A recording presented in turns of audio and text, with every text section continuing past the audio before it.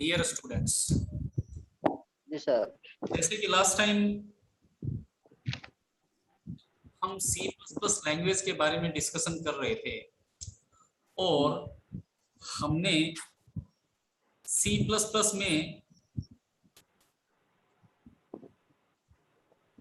Last time procedural oriented programming और object oriented programming में क्या अंतर होता है, इसके अलावा जो सबसे इंपॉर्टेंट पार्ट था ऑब्जेक्ट ओरिएंटेड प्रोग्रामिंग के कंसेप्ट, मतलब ऑब्जेक्ट ओरिएंटेड प्रोग्रामिंग जो टेक्निक है उसमें ऐसे कौन कौन से कैरेक्टरिस्टिक्स है, ऐसी कौन कौन सी उस टेक्निक की विशेषताएं हैं जिसकी वजह से ऑब्जेक्ट ओरिएंटेड प्रोग्रामिंग टेक्निक जो बहुत पावरफुल है। इतना जानने के बाद में आज हम एक और नया टॉपिक डिस्कस करने जा रहे हैं।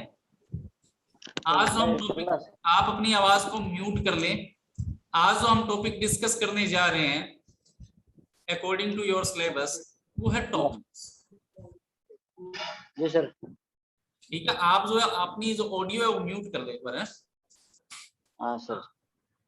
तो मैं ये कह रहा था कि आज का टॉपिक भी इस सी प्लस प्लस लैंग्वेज के लिहाज से बहुत ही इंपॉर्टेंट है, क्योंकि जब तक हमें टोकन्स का नॉलेज नहीं होगा हम इस लैंग्वेज को कभी भी नहीं सीख पाएंगे।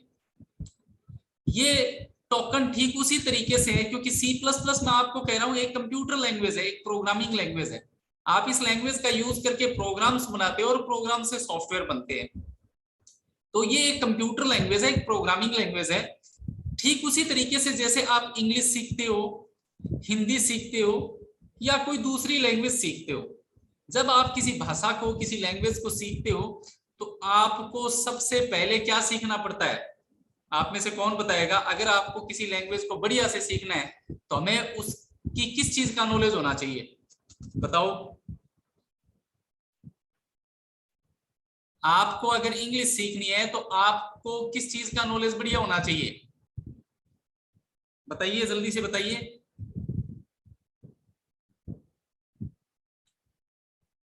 बोलो भाई। अगर आपको कोई अल्फाबेट्स का सर। किसका? अल्फाबेट्स का सर। Alphabets, very good.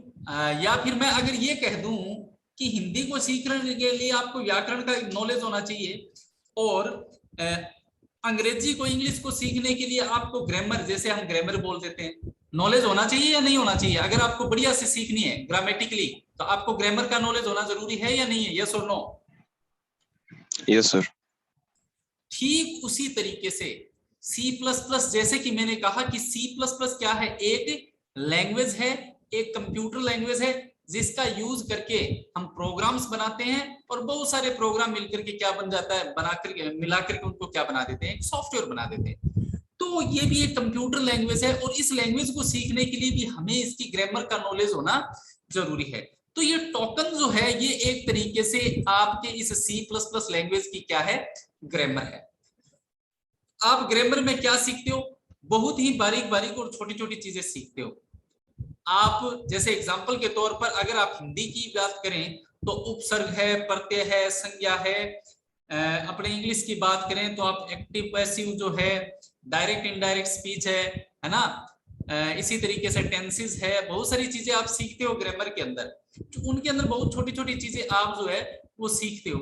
ठीक उसी तरीके से टोकन्स भी क्या है? इस C plus plus computer language की क्या है? ग्रामर है। इसके अंदर भी हम बहुत छोटी छोटी इस लैंग्वेज से रिलेटेड बारीक बारीक चीजें हम सीखेंगे। तो आइए हम स्टार्ट करते हैं टोकन्स। तो सबसे पहले हम अगर इसके परिभाषा की बात करें कि भाई जिस प्रकार एक पैराग्राफ की सबसे छोटी इकाई शब्द है, इसी प्रकार सी प्लस प्लस में सबसे छोटी इकाई को क्या कहते हैं? टोकन कहते हैं। ठीक है, तो टोकन क्या है? आप ये कह सकते हो कि टोकन प्रोग्रामिंग की सबसे छोटी इकाई को क्या कहते हैं? टोकन कहते हैं। जैसे कि मैंने बताया कि व्याकरण में हम छोटी छोटी चीजें सीखते हैं, ठीक उसी तरीके से प्रोग्रामिंग के अंदर भी हम क्या सीखेंगे? इस लैंग्वेज के अंदर भी हम टोकन के अंदर छोटी छोटी बारीक बारीक चीजें सीखेंगे इस लैंग्वेज से रिलेटेड। तो आइए अब हम डिस्कस करते हैं कि टोकन कौन कौन से होते हैं सी प्लस प्लस में। तो अगर सी प्लस प्लस में टोकन की बात करें तो कुछ इंपॉर्टेंट टोकन मैंने यहां पर दे रखे हैं। 5 प्रकार के टोकन होते हैं सी प्लस प्लस में। नंबर 1 आइडेंटिफायर्स, नंबर 2 कीवर्ड्स, स्थिरांक या इंग्लिश में इसको कांस्टेंट बोल सकते हैं, स्ट्रिंग्स और संकारक, जिसको इंग्लिश में हम क्या बोलते हैं, ऑपरेटर्स। तो आपको ये इंग्लिश वाले वर्ड याद रखने हैं, आइडेंटिफायर, कीवर्ड्स, कांस्टेंट, स्ट्रिंग्स और ऑपरेटर्स। तो सी प्लस प्लस के अंदर जो कांस्टेंट है वो कितने, सॉरी टोकन्स जो कितने प्रकार के होते हैं, 5 प्रकार के होते हैं। आइए अब हम इनके बारे में वन बाय वन स्टडी करते हैं। सबसे पहले होता है आइडेंटिफायर। आइडेंटिफायर के नाम से क्लियर, आईडी, आईडी का मतलब होता है पहचान। जैसे हम सब की आईडी बनी हुई है, जैसे आधार कार्ड है, वोटर आईडी है ना, पैन कार्ड है, लाइसेंस हो गया, तो सबकी क्या होती है, आईडी। आईडी क्या होता है, किसी इंसान की अपनी एक पहचान होती है। आपका नाम भी क्या है, आपकी एक पहचान है। तो आइडेंटिफायर का मतलब आईडी से है, ठीक है। हम इस लैंग्वेज के अंदर बहुत सारे टॉपिक्स पढ़ेंगे, जैसे डेटा को स्टोर करवाने के लिए हम वेरिएबल का यूज करेंगे, और जब बहुत बड़ा सॉफ्टवेयर आपको बनाना होगा तो हम प्रोग्राम को छोटे छोटे फंक्शनों में डिवाइड करेंगे, है। सेम टाइप की वैल्यू को स्टोर करवाने के लिए हम एरे का यूज करेंगे। इसी तरीके से हम ऑब्जेक्ट ओरिएंटेड प्रोग्रामिंग के अंदर क्लास का यूज करेंगे। तो मेरे कहने का मतलब यहाँ पर आइडेंटिफायर का मतलब ये है कि जब भी आप कोई C++ के अंदर प्रोग्राम बनाओगे, जो कि अभी हमने अभी तक सीखा नहीं है कि प्रोग्राम कैसे बनाते हैं, अभी हम थ्योरेटिकल कंसेप्ट देख रहे हैं कि C++ के अंदर जब भी कभी आप प्रोग्राम बनाओगे, तो प्रोग्राम बनाने के लिए जब आप वेरिएबल का यूज करोगे, फंक्शन का यूज करोगे, एरे का यूज करोगे, क्लास इत्यादि का जब यूज करोगे, तो जब आप इनको यूज करोगे तो इनका कोई नाम दोगे, उस नाम को ही हम क्या कहते हैं, आइडेंटिफायर कहते हैं। तो आप यहाँ पर सिंपली ये कह सकते हो, आइडेंटिफायर का मतलब उन नामों से है जो कि आप किसी वेरिएबल को, किसी फंक्शन को, किसी एरे को या किसी क्लास को देते हो। मतलब वेरिएबल, फंक्शन, एरे एवं क्लासेस को जो नाम दिए जाते हैं, उन नाम को ही हम उनका क्या कहते हैं, आइडेंटिफायर कहते हैं। आइडेंटिफायर का मतलब पहचान से। अब अगर आइडेंटिफायर के नियम की बात करें कि मान लो अगर आपको, जैसे मैंने यहाँ पर कुछ नाम लिख रखे हैं, वेरिएबल है, फंक्शन है, एरे है, क्लासेस है, ठीक है। जैसे कई बार आपने देखा होगा कि किसी का नामकरण होता है तो भाई किसी का नाम इससे स्टार्ट होना चाहिए, है ना, इस तरीके का होता है ना, कुछ रूल्स वगैरह, कुछ प्रोटोकॉल्स वगैरह में भी होते होंगे। ठीक उसी तरीके से आप जब प्रोग्रामिंग करते हो C++ के अंदर, जब प्रोग्राम बनाओगे तो उस टाइम में आप क्या करोगे, वेरिएबल, फंक्शन, एरे, क्लासेस, ये सब बनाओगे, ठीक है। तो इन सब को बनाने के लिए आपको क्या देना होगा, इनका नाम देना होगा। तो नाम की क्या है, नामकरण के कुछ नियम है। तो आइडेंटिफायर के नामकरण के कुछ नियमों की बात करें तो सबसे पहला नियम क्या कहता है, यह वर्णमाला के अक्षर, अंक तथा अंडरस्कोर होते हैं। मेरे कहने का मतलब है कि सपोज करो कि यहाँ पर, जैसे मैं आपको बताता हूँ, जैसे मैं अभी, आपने प्रोग्रामिंग सीखी नहीं है, सपोज करो कि मुझे एक जैसे वैल्यू स्टोर करवानी है, ठीक है। अब वैल्यू को, स्क्रीन दिख रही है ना आपको, स्क्रीन दिख रही है ना, यस और नो? नो, है नो सर। ये आपको नोटपैड नहीं दिख रहा? नहीं दिख रहा, ये नोटपैड ब्लैंक आ रहा है सर। हाँ, ये दिख अब रहा आ है। गया, ये ये आ दिख गया, रहा अब आ गया। हाँ। तो मेरे कहने का मतलब यहाँ पर क्या है, मेरे कहने का मतलब ये है कि जैसे मान लो सपोज करो कि मुझे किसी वैल्यू को स्टोर करवाना है, तो मैंने यहाँ पर जैसे एम्प्लॉय की इंफॉर्मेशन मुझे स्टोर करवानी है, एम्प्लॉय की सैलरी स्टोर करवानी है, तो एम्प्लॉय की सैलरी स्टोर करवाने के लिए हम वेरिएबल का यूज करेंगे, क्योंकि हम आगे पढ़ेंगे कि डेटा को स्टोर करवाने के लिए वेरिएबल का यूज किया जाता है। तो अब एम्प्लॉय की मुझे सैलरी स्टोर करवानी है, तो मैं एम्प्लॉय का नाम जैसे मैंने लिख दिया EMP सैलरी। तो यहाँ पर आप देख रहे हो कि मैंने यहाँ पर जो वेरिएबल का नाम लिया उसमें सारे क्या लिए, अल्फाबेट यूज किए हैं, ठीक है, अक्षर मैंने यूज किए हैं। तो ये यहाँ पर क्या कह रहा है कि आइडेंटिफायर मतलब जब आप किसी वेरिएबल को, किसी फंक्शन को, किसी एरे को या किसी क्लास को जब नाम दोगे, तो उस नाम के कुछ नियम क्या है। पहला नियम तो ये कि आप आइडेंटिफायर जो है वो पूरे के पूरे क्या ले सकते हो, अल्फाबेट ले सकते हो। आइडेंटिफायर के अंदर आप अंक का यूज कर सकते हो। अंक का मतलब आप 0 से लेकर 9 तक के क्या ले सकते हो, डिजिट ले सकते हो। आप 0 से 9 तक के क्या ले सकते हो, डिजिट ले सकते हो। इसके अलावा जैसे एग्जांपल के तौर पर मुझे एम्प्लॉय की सैलरी स्टोर करवानी है, मैंने लिख दिया EMP salary 90 is equal to 15,000। तो आप देख रहे हो कि मैंने ये जो नाम दिया है, वेरिएबल का नाम दिया है वैल्यू को स्टोर करवाने के लिए, एम्प्लॉय की सैलरी स्टोर करवाने के लिए मैंने क्या नाम दिया है, EMP salary 90 is equal to 15,000। तो 15,000 तो एक कांस्टेंट वैल्यू होगी, और ये जो मैंने EMP सैलरी 90 जो नाम दिया है, तो आप देख रहे हो इसमें अल्फाबेट है ईएमपी सैलरी, और 90 जो है वो मैंने क्या यूज किया है, एक अंक यूज किया है। तो आप आइडेंटिफायर के नाम में क्या ले सकते हो, अल्फाबेट भी ले सकते हो, मतलब अक्षर ले सकते हो, और अंक भी ले सकते हो। इसके अलावा अंडरस्कोर, अंडरस्कोर जैसे माइनस, आप कीबोर्ड के अंदर देखोगे तो एक की होती है अंडरस्कोर नाम की, माइनस वाली की, ठीक है। तो आप आइडेंटिफायर के नाम के अंदर अक्षर का यूज कर सकते हो, अंक का यूज कर सकते हो, और साथ में अंडरस्कोर का यूज भी कर सकते हो। फॉर एग्जांपल अगर मैं ये कहूं EMP underscore salary 90 is equal to 15,000, तो आप देख रहे हो कि ये जो मैंने एक वेरिएबल का नाम लिया है, एक आइडेंटिफायर जो लिया है ईएमपी, ये अल्फाबेट है, अंडरस्कोर फिर सैलरी, फिर ये अल्फाबेट है, और 90 ये मैंने क्या ले लिया, अंक ले लिया। तो एक आइडेंटिफायर के अंदर मैं अल्फाबेट ले सकता हूं, अंक ले सकता हूं, और अंडरस्कोर भी ले सकता हूं, ठीक है। तो ये तो हो गया आइडेंटिफायर का पहला नियम। दूसरा नियम क्या है कि इसके नाम अंक से प्रारंभ नहीं कर सकते।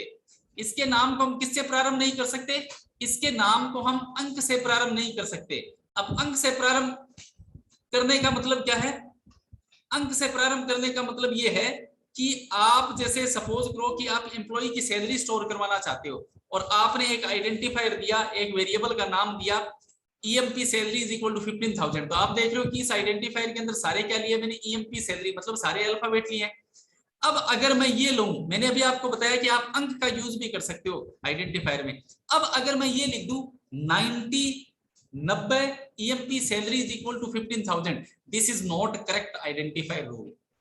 आप आइडेंटिफायर के अंदर नाम जो है, आइडेंटिफायर का जो नाम है वो नंबर से स्टार्ट नहीं कर सकते। आप लास्ट में ले सकते हो 90, बीच में ले सकते हो, कोई भी अंक अगर आप लेना चाहो तो अल्फाबेट के बाद में आप अंक का यूज कर सकते हो। आइडेंटिफायर की स्टार्टिंग का आप किससे नहीं कर सकते, नंबर से नहीं कर सकते। जैसे मैं ये कहूं कि 10 EMP salary is equal to 15,000, तो आप देख रहे हो कि मैंने आइडेंटिफायर की स्टार्टिंग किससे की है, अंक से की है। तो आइडेंटिफायर के नाम की स्टार्टिंग में अंक से नहीं कर सकता। तो दो नियम बता दिए मैंने। आइडेंटिफायर वे नाम होते हैं जो किसी वेरिएबल को, किसी फंक्शन को, किसी एरे को, किसी क्लास को दिए जाते हैं। इसके नामकरण के नियम इस प्रकार से है। पहला मैंने नियम बताया कि आइडेंटिफायर में आप अक्षर का यूज कर सकते हो, है ना, एबीसीडी अल्फाबेट यूज कर सकते हो, अंक का यूज कर सकते हो, लेकिन ध्यान रखना अंक आप अल्फाबेट के बाद में यूज कर सकते हो, अल्फाबेट से पहले। मतलब आइडेंटिफायर के नाम की स्टार्टिंग आप नंबर से नहीं कर सकते, अंक से नहीं कर सकते। तो आइडेंटिफायर में आप अक्षर यूज कर सकते हो, अंक यूज कर सकते हो, अंडरस्कोर यूज कर सकते हो। दूसरा नियम मैंने बताया, आइडेंटिफायर की स्टार्टिंग कभी भी आप नंबर से नहीं कर सकते। आप अंक अगर चाहो, नंबर अगर चाहो तो बीच में ले सकते हो, लास्ट में ले सकते हो, एक अक्षर के बाद ले सकते हो, लेकिन स्टार्टिंग नहीं कर सकते। तीसरी बात, तीसरा रूल क्या है, इनके नाम के मध्य कोई रिक्त स्थान नहीं लिया जा सकता। जैसे एग्जांपल के तौर पर मैं यहाँ पर एक एम्प्लॉय की सैलरी स्टोर करवाना चाहता हूँ, और मैंने लिखा ईएमपी, फिर स्पेस बार दबा दिया, स्पेस दे दिया, और फिर लिख दिया सैलरी इज इक्वल टू 15,000। तो यहाँ पर संशय ये हो गया, ऑपरेटिंग सिस्टम कंफ्यूज हो जाएगा कि मुझे जो 15,000 है वो ईएमपी के अंदर स्टोर करवाना है या सैलरी के अंदर स्टोर करवाना है, क्योंकि दोनों के बीच में मैंने क्या दे दिया, स्पेस दे दिया। तो इसीलिए आप आइडेंटिफायर के बीच में स्पेस नहीं ले सकते, आप खाली जगह रिक्त स्थान नहीं छोड़ सकते। चौथी बात, इनके नाम के किसी भी कीवर्ड का प्रयोग नहीं किया जा सकता। अब अगला टॉपिक इससे क्या है, कीवर्ड है। दूसरा टोकन तो पढ़ेंगे कीवर्ड। कीवर्ड का मतलब है कि जिसने C++ बनाई है उसने क्या किया, कुछ मैजिक वर्ड आपके लिए छोड़ दिए।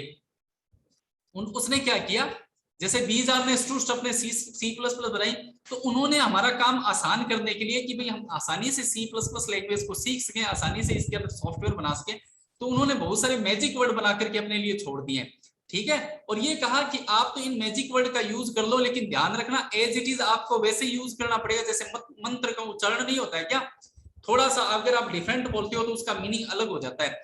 ठीक उसी तरीके से बीजार ने स्टूडेंट्स अपने कुछ मैजिक वर्ड दे दिए जिनको हम क्या कहते हैं, कीवर्ड कहते हैं, कि भी आप इनको एज इट इज यूज करोगे। तो यहाँ पर ये क्या कह रहा है कि जब भी आप किसी वेरिएबल का, किसी फंक्शन का, किसी एरे का या किसी क्लास का नाम दोगे जिसको हम आइडेंटिफायर कहते हैं, आप उस नाम के अंदर उस नाम को आप उस नाम की जगह आप कीवर्ड का यूज नहीं कर सकते। मतलब जो रिजर्व वर्ड जो C++ में दिए गए हैं, बीजार ने स्टूडेंट्स अपने दिए हैं किसी काम को करने के लिए, उन कीवर्ड का यूज आप एज ए आइडेंटिफायर यूज नहीं कर सकते।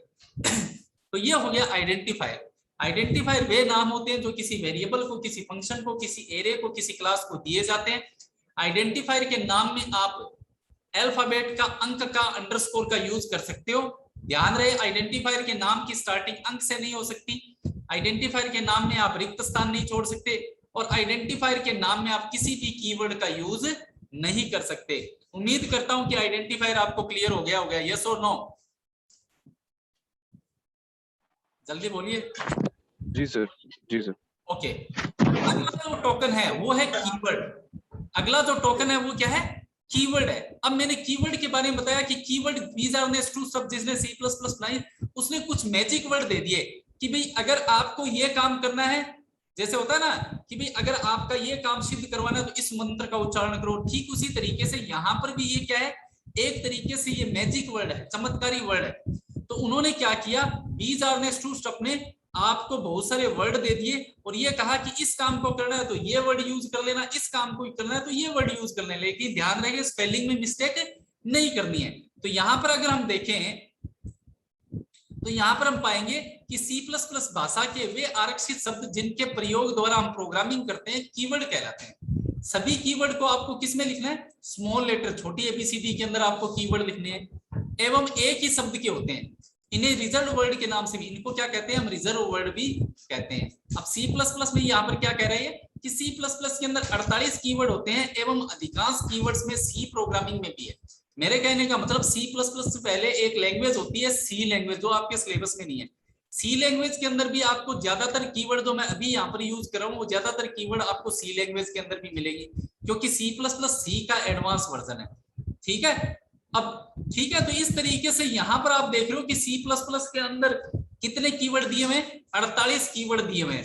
जैसे कि यहाँ पर आप देखोगे कि ये देखो, ये जितने भी नाम लिखे, इंट, केयर, शॉर्ट, लॉन्ग, ये देखो आप देख रहे हो कि यहाँ पर कई जगह पर जो है ये पहला अक्षर कैपिटल आ रहा है, ये कैपिटल नहीं है, सारे स्मॉल लेटर है, ये गलती से कोई टाइपिंग मिस्टेक है। ठीक है, सारे के सारे कीवर्ड क्या होगी? छोटी ABCD में होंगे। और टोटल C++ के अंदर कितने कीवर्ड है? 48 कीवर्ड है। हर कीवर्ड का अपना क्या है? एक मतलब है। तो आपको इनके नाम 2-4 बार आप लिखकर याद करोगे तो याद हो जाएंगे। वो सारे के सारे कीवर्ड जो हम C++ जब लैंग्वेज पढ़ेंगे तो ये सारे के सारे कीवर्ड जो है 1 by 1 अपने यूज कर लेंगे। ठीक है, उसके बाद में ये सारे कीवर्ड देखो चल रहे हैं, क्योंकि 48 कीवर्ड है ना। ये लास्ट कीवर्ड वोलेटाइल दिया हुआ है, तो ये आप ज्यादा से ज्यादा याद, कोई जरूरी नहीं है आपको 48 कीवर्ड याद हो, लेकिन ज्यादा से ज्यादा आप याद करने की कोशिश करें।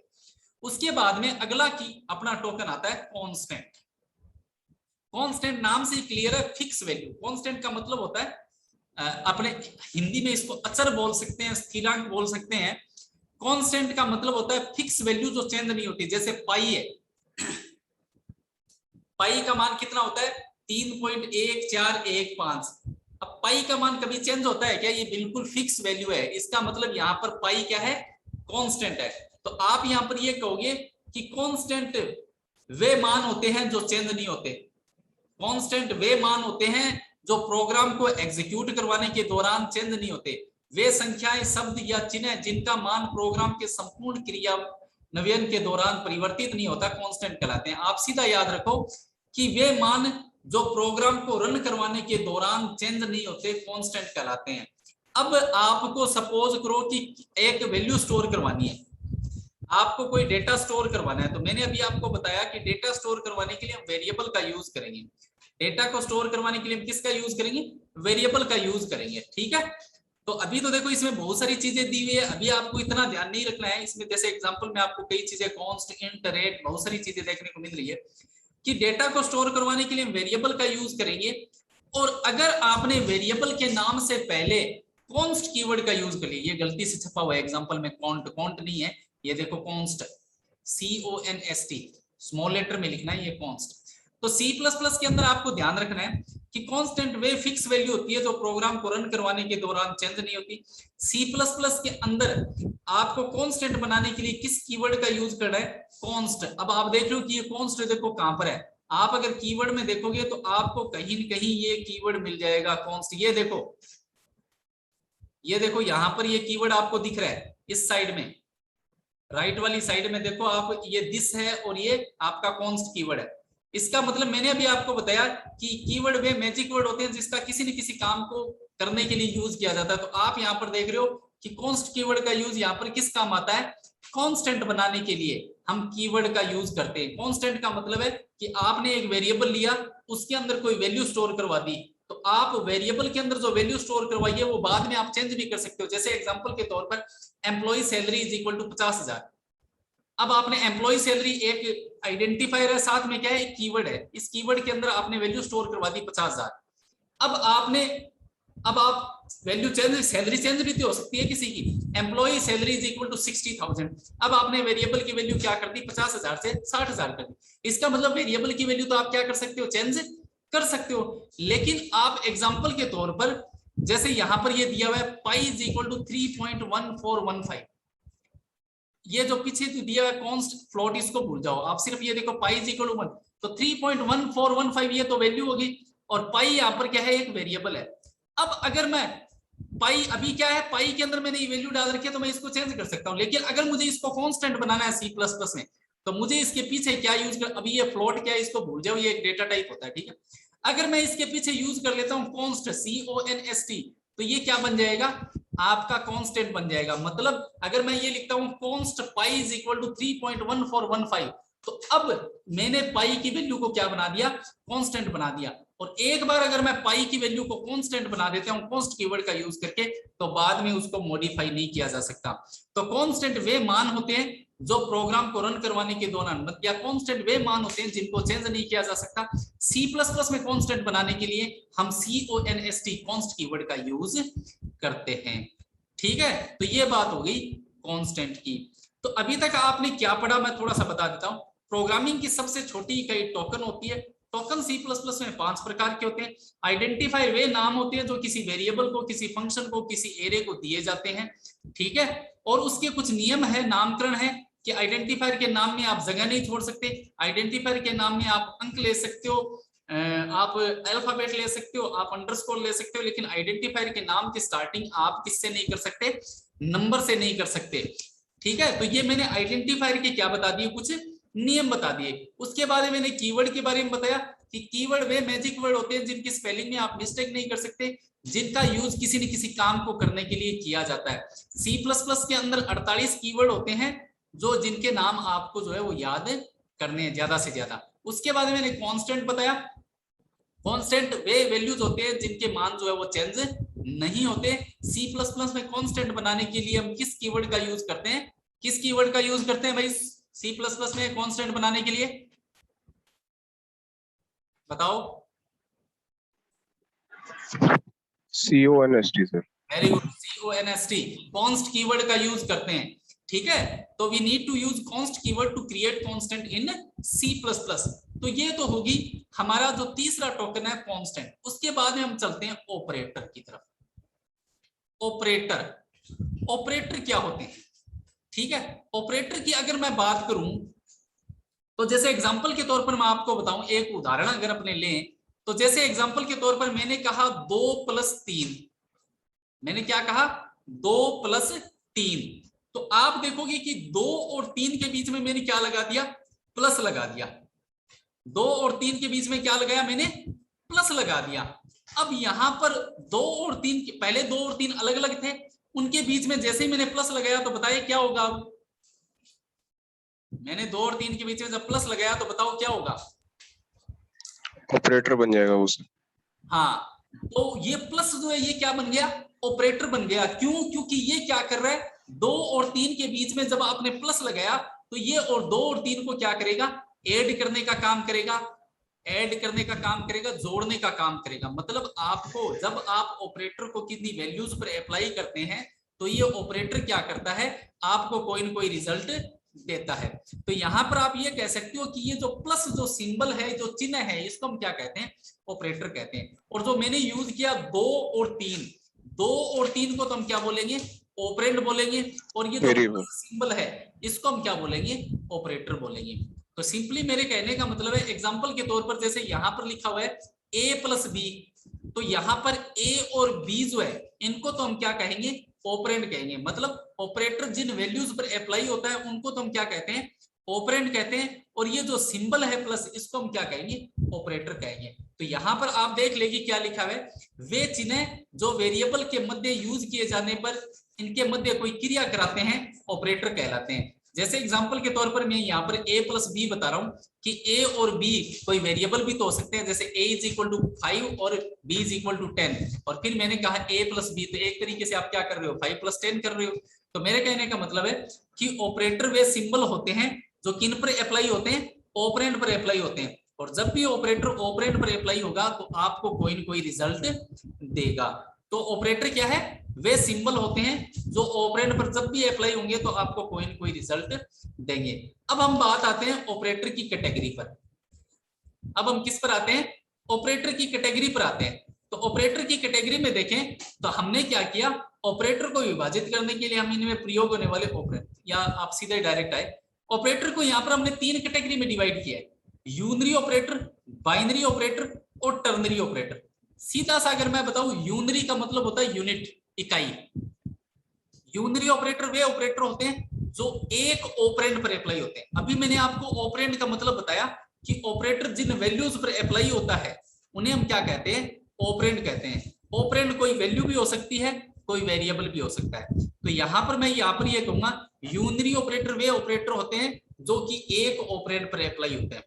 बाइनरी, बाइनरी का मतलब 2 हो गया। बाइनरी ऑपरेटर वे ऑपरेटर होते हैं जो 2 ऑपरेंड पर अप्लाई होते हैं, जैसे कि a प्लस बी। अब ये जो प्लस ऑपरेटर है ये क्या है, बाइनरी ऑपरेटर है, क्योंकि ये कितने ऑपरेंड पर अप्लाई हो रहा है, 2 ऑपरेंड पर अप्लाई हो रहा है। एक तो हो गया a और एक क्या हो गया, b हो गया। तो यहाँ पर प्लस ऑपरेटर क्या है, बाइनरी ऑपरेटर है। अगर मैं ऐसे ही कहता प्लस प्लस, जैसे मान लो मैंने एक वेरिएबल लिया a इज इक्वल टू 5 और मैंने कह दिया a प्लस प्लस, तो यहाँ पर a के अंदर मैंने क्या डाल रखा है, 5। इसका मतलब a क्या है, एक वेरिएबल है, और मैंने इस पर क्या लगा दिया, प्लस प्लस। तो ये प्लस प्लस, मैंने प्लस प्लस का मतलब हम आगे चलकर पढ़ेंगे कि ये क्या होता है, इंक्रीमेंट ऑपरेटर होता है, जो जब भी किसी ऑपरेंड पर अप्लाई होता है तो उसकी वैल्यू को 1 से बढ़ा देता है। तो a इज इक्वल टू 5 और a प्लस प्लस, इसका मतलब a की वैल्यू को 1 से क्या कर देगा, ये बढ़ा देगा, और a की वैल्यू 5 से क्या कर देगा, 6 कर देगा। तो मेरे कहने का मतलब ऐसे ऑपरेटर जो एक ऑपरेंड पर अप्लाई होते हैं यूनरी ऑपरेटर कहलाते हैं, जो 2 ऑपरेंड पर अप्लाई होते हैं बाइनरी ऑपरेटर कहलाते हैं, और जो 3 ऑपरेंड पर अप्लाई होते हैं टर्नरी ऑपरेटर कहलाते हैं। तो इस तरीके से ऑपरेटर की 3 ब्रॉड कैटेगरी होगी, यूनरी एक ऑपरेंड वाला ऑपरेटर, बाइनरी 2 ऑपरेंड वाला ऑपरेटर, टर्नरी 3 ऑपरेंड वाला ऑपरेटर। अब यहाँ पर हमने अलग अलग ऑपरेटरों की कैटेगरी के हिसाब से इनके नाम दे रखे हैं कि यूनरी ऑपरेटर के अंदर 2 प्रकार के ऑपरेटर आते हैं, एक तो इंक्रीमेंट ऑपरेटर और एक आता है decrement operator. Unary operator C++ में कितने प्रकार के होते हैं, 2 प्रकार के होते हैं। एक तो इंक्रीमेंट जिसको हम प्लस प्लस ऑपरेटर कहेंगे, और एक होता है डिक्रीमेंट जिसको हम माइनस माइनस ऑपरेटर कहेंगे आगे चलकर। ऐसे अगर मैं बाइनरी ऑपरेटर की बात करूं तो C++ के अंदर बाइनरी ऑपरेटर को हमने 4 कैटेगरी में डिवाइड किया है, arithmetic operator, relational operator, logical operator और असाइनमेंट ऑपरेटर।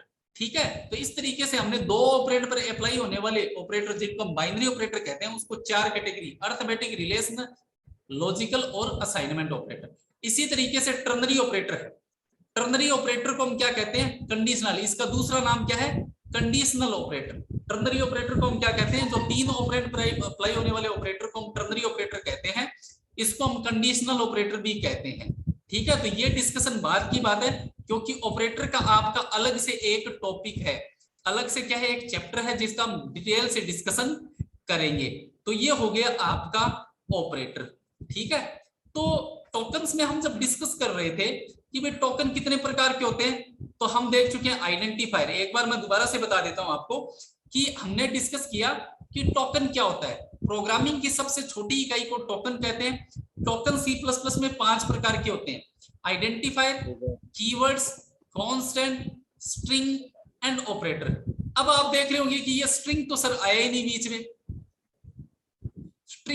स्ट्रिंग इसलिए नहीं आया क्योंकि स्ट्रिंग जो है वो एक वाइड टॉपिक है, इसका अलग से एक पूरा चैप्टर है। ठीक है, स्ट्रिंग जो है वो हम अलग से डिस्कशन करेंगे इसका। तो मैंने यहाँ पर बताया आइडेंटिफायर वे नाम होते हैं जो किसी वेरिएबल को, किसी फंक्शन को, किसी एरे को दिया जाता है। आइडेंटिफायर के कुछ नियम है।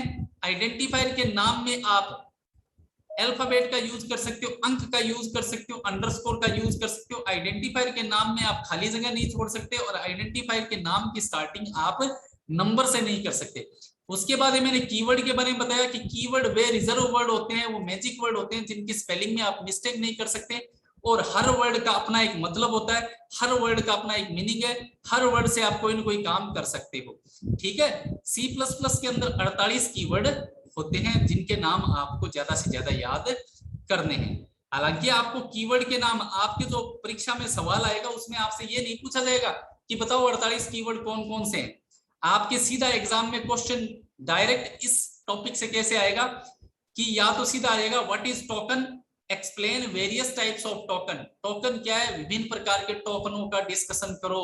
तो मैंने अभी जो बताया वो एज इट इज आपको लिख देना है। या फिर आपके क्वेश्चन ऐसे आ सकता है कि राइट शॉर्ट नोट्स ऑन, आप इनको क्या करना है, आपकी छोटी टिप्पणी लिखनी है इन पर।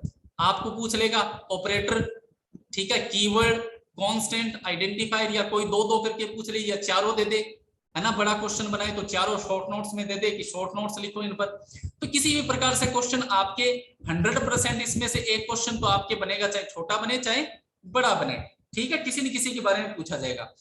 कांस्टेंट के बारे में मैंने बता दिया कि कांस्टेंट वे फिक्स वैल्यू होती है जो प्रोग्राम को रन करवाने के दौरान नहीं होती, मतलब कांस्टेंट वे वैल्यू होती है जो आप चेंज नहीं कर सकते। और C++ में कांस्टेंट बनाने के लिए हम कॉन्स्ट कीवर्ड का यूज करते हैं। उसके बाद मैंने ऑपरेटर के बारे में डिस्कशन किया कि ऑपरेटर वे सिंबल होते हैं, वे चिन्ह होते हैं जो किन पर अप्लाई किए जाते हैं, ऑपरेंडो पर अप्लाई किए जाते हैं। तो ऑपरेंडो की संख्या के आधार पर हम ऑपरेटर को 3 कैटेगरी में डिवाइड करते हैं। Number 1 unary operator, binary operator and ternary operator. Unary operator वो ऑपरेटर होते हैं जो एक ऑपरेंड पर अप्लाई होते हैं, बाइनरी 2 ऑपरेंड पर और टर्नरी 3 ऑपरेंड पर अप्लाई होते हैं। यूनरी ऑपरेटर का एग्जांपल है increment and decrement operator. Binary operator में आपका हो गया arithmetic operator, relational operator, logical operator, ठीक है, और इसके अलावा बिटवाइज ऑपरेटर। उसके बाद में टर्नरी ऑपरेटर वे ऑपरेटर होते हैं जो 3 ऑपरेंड पर अप्लाई होते हैं, इनको हम कंडीशनल ऑपरेटर भी कहते हैं। अब बात रही ये जो चौथा टोकन है स्ट्रिंग्स। मैं स्ट्रिंग्स के बारे में थोड़ी सी जानकारी आपको दे देता हूं कि जैसे एग्जांपल के तौर पर मैंने अभी आपको बताया कि किसी भी मान को या किसी भी वैल्यू को प्रोग्राम के अंदर स्टोर करवाना है। आप C++ लैंग्वेज पढ़ रहे हो और आप लैंग्वेज को पढ़ने के बाद में इसमें प्रोग्राम बनाना स्टार्ट करोगे, प्रोग्राम बनाना सीखोगे। तो जब आपको कभी डेटा स्टोर करवाने की जरूरत पड़ेगी तो आप वेरिएबल का यूज करोगे, और वेरिएबल का यूज करने के लिए सपोज करो आपको वो वेरिएबल के अंदर कोई वैल्यू स्टोर करवानी है, a = 5, तो यहाँ पर a एक वेरिएबल है और ये जो बराबर का निशान लगा है ये ऑपरेटर और 5 क्या है, वैल्यू है। यहाँ पर 5 मैंने क्या लिया, एक वैल्यू ली है। अब अगर आपको किसी वेरिएबल के अंदर सपोज करो आपको एक वेरिएबल लिया नेम = बाबूलाल सुथार, नेम = बाबूलाल सुथार, या एम्प्लॉय नेम = बाबूलाल सुथार। तो यहाँ पर एम्प्लॉय नेम एक आइडेंटिफायर है, साथ में ये क्या है, एक वेरिएबल है, क्योंकि आप इसके अंदर वैल्यू स्टोर करवा रहे हो। तो एम्प्लॉय नेम जो लिखा है ये तो एक वेरिएबल हो गया, बराबर जो लगाया है ये एक ऑपरेटर हो गया, और ये जो बाबूलाल सुथार जो मैंने नाम लिखा है ये क्या हो गया, आपका स्ट्रिंग हो गया। इसको हम क्या कहेंगे, स्ट्रिंग कहेंगे। मतलब आप यहाँ पर ये कह सकते हो स्ट्रिंग के अंदर क्या होते हैं, मल्टीपल अल्फाबेट्स होते हैं, मल्टीपल नंबर्स हो सकते हैं, ठीक है, और मल्टीपल सिंबल्स हो सकते हैं। स्ट्रिंग्स का डिस्कशन हम अलग से